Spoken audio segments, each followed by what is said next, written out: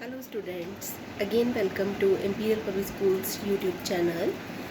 Today we will discuss भाषा and व्याकरण. Now, what is भाषा? क्या है भाषा? भाषा बोलचाल का साधन है जिसके द्वारा हम अपने भाव जो है वो दूसरों के आगे प्रकट कर सकते हैं. भाषा की परिभाषा अगर शब्दों में दी जाए तो लिखना थोड़ा मुश्किल लगता है, पर इन्हें अगर आसान शब्दों में कहें तो भाषा वह साधन है जिसके द्वारा हम अपने मन के भावों को दूसरों के सामने प्रकट कर सकते हैं.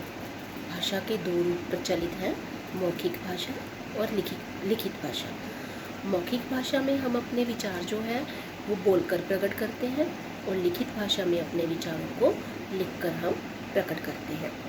मौखिक भाषा आम बोलचाल की भाषा जिसे हम कह देते हैं, जो आम बातचीत हम करते हैं वो मौखिक भाषा में करते हैं, और जो फॉर्मल लैंग्वेज है वो लिखती भाषा के रूप में आती है. तो भाषा को लिखने के लिए लिपि की आवश्यकता होती है. अब ये लिपि क्या है? वर्णों का व्यवस्थित स्वरूप जो है वो लिपि है.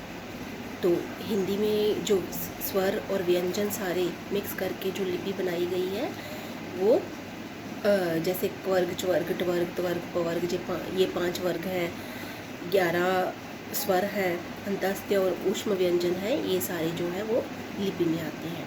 हिंदी की जो लिपि है वो देवनागरी है और संस्कृत भाषा की लिपि भी जो है वो देवनागरी है.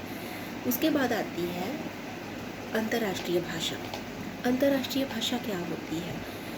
जब विश्व के लेवल पे जाके कोई भाषा बोली जाती है जो सारे विश्व को आपस में जोड़े, तो उस भाषा को अंतर्राष्ट्रीय भाषा कहा जाता है. अंग्रेजी जो है वो हमारी अंतर्राष्ट्रीय भाषा है क्योंकि सभी देश अंग्रेजी को आसानी से बोल सकते हैं. उसके बाद आती है राजभाषा. राजभाषा जो होती है वो पूरे देश में बोली जाती है, इसीलिए उसे राजभाषा कहा जाता है. राष्ट्रभाषा जो एक देश में सबसे ज़्यादा बोली जाने वाली भाषा है, इसलिए उस भाषा को राष्ट्रभाषा कहा जाता है. हमारी राजभाषा और राष्ट्रभाषा दोनों जो है वो हिंदी है. 14 सितंबर 1949 को हिंदी को राजभाषा और राष्ट्रभाषा का दर्जा जो है वो मिला था. उसके बाद मातृभाषा. मातृभाषा क्या होती है? मातृभाषा जो हम अपने परिवार से, अपनी माँ से सीखते हैं उसे मातृभाषा कहते हैं, जिसको हम घर पे रह के आसानी से सीख सकते हैं. इसके बाद भाषा को लिखने के लिए उसको एक सिस्टमैटिक रूप देने के लिए व्याकरण की आवश्यकता होती है. अब व्याकरण क्या होता है? प्रत्येक भाषा को शुद्ध रूप से लिखने और बोलने का साधन जो है वो व्याकरण कहलाता है. व्याकरण के 3 अंग होते हैं, वर्ण, शब्द और वाक्य.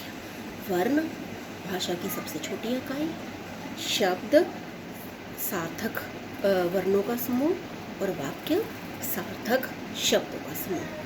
तो मुझे उम्मीद है आज आप लोगों ने भाषा और व्याकरण को अच्छे से सीख लिया होगा. अगर इससे रिलेटेड आपको किसी भी तरह की कोई प्रॉब्लम आती है तो आप कमेंट बॉक्स में जाकर मुझसे क्वेश्चंस पूछ सकते हैं. Thank you.